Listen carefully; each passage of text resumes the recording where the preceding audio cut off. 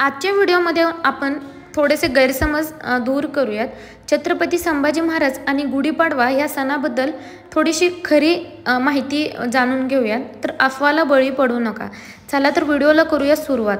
गुढीपाडवा आणि छत्रपती संभाजी महाराजांच्या इतिहासावर बोलताना, गुढीपाडवा हा चैत्र शुद्ध प्रतिपदेला नववर्षाचा प्रारंभ दर्शवतो।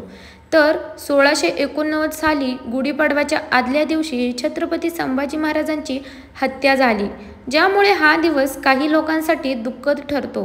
गुढीपाडवा आणि छत्रपती संभाजी महाराज यांचा इतिहास।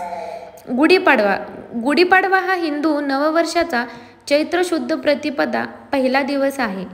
काही लोक याला ब्रह्मदेवाने विश्व आणि वेळ निर्माण केल्याचा दिवस मानतात, काही याला रामराज्य स्थापन झाल्याचा किंवा शालिवाहन शकाची सुरुवात झाल्याचा दिवस मानतात। गुढी उभारणे म्हणजे विजयाचे प्रतीक, घरातून वाईट शक्तीचा नाश झाल्याचे प्रतीक मानले जाते। छत्रपती संभाजी महाराज हे छत्रपती शिवाजी महाराजांचे पुत्र होते। त्यांनी आपल्या वडिलांच्या विचारांना पुढे नेले आणि स्वराज्य प्रस्थापित करण्यासाठी महत्त्वपूर्ण भूमिका बजावली। संभाजी महाराजांची हत्या 1689 मध्ये झाली, जी गुढीपाडव्याच्या आदल्या दिवशी झाली होती। या घटनेमुळे काही लोक गुढीपाडवा हा दिवस दुःखाचा मानतात। गुढीपाडवा आणि संभाजी महाराजांचा संबंध।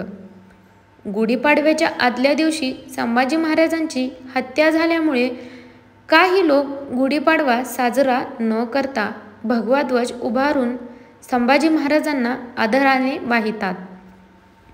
गुढीपाडव्याच्या दिवसाऐवजी काही लोक संभाजी महाराजांच्या स्मरणार्थ भगवा ध्वज उभारतात।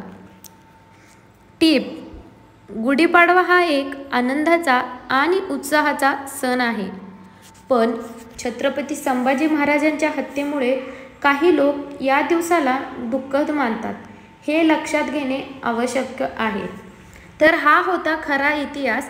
तुम्हाला कसा वाटला नक्की सांगा आणि तुमचे मत कमेंटमध्ये मांडायला विसरू नका। व्हिडिओला लाईक करा आणि आपल्या चॅनलला सबस्क्राईब नक्की करा।